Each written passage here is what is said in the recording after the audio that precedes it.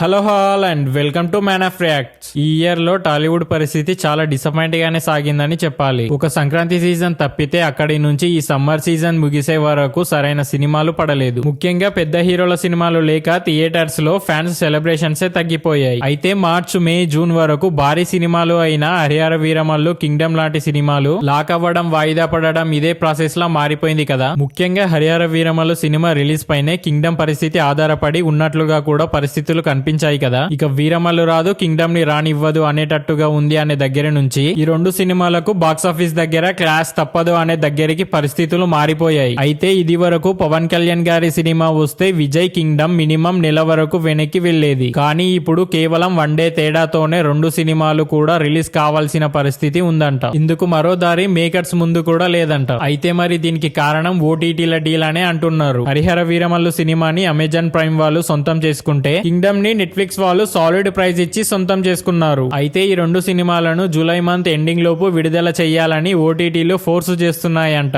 ఓటీటీలతో జరిగిన అగ్రిమెంట్స్ ని దాటే రెండు సినిమాలు కూడా చాలా సార్లు వాయిదా పడ్డాయి. కానీ ఇప్పుడు మొత్తానికి తిరిగి చూస్తే జూలై మంత్ లోనే రెండు సినిమాలు రిలీజ్ కావాల్సిన పరిస్థితి ఏర్పడినట్లు తెలుస్తుంది. సో హరిహర వీరమల్లుకి జూలై 24, కింగ్డమ్ కి జూలై 25 డేట్స్ లాక్ అయినట్టుగా వార్తలు వినిపిస్తున్నాయి. ఇక వీటిపై అధికారిక క్లారిటీ మేకర్స్ ఇవ్వాల్సి ఉంది. సో ఇప్పుడు రెండు సినిమాలకు బాక్సాఫీస్ దగ్గర ఒక ఊహించని క్లాష్. ఇప్పుడు మేకర్స్ వద్దనుకున్నా కూడా తప్పేటట్లు లేదు. ఈ రెండు సినిమాలు క్లాష్ అయితే ఏమవుతుందో మీ ఒపీనియన్ ని కామెంట్ చేయండి. అలానే మన ఛానల్ ని సబ్స్క్రైబ్ చేసుకొని సపోర్ట్ చేయండి.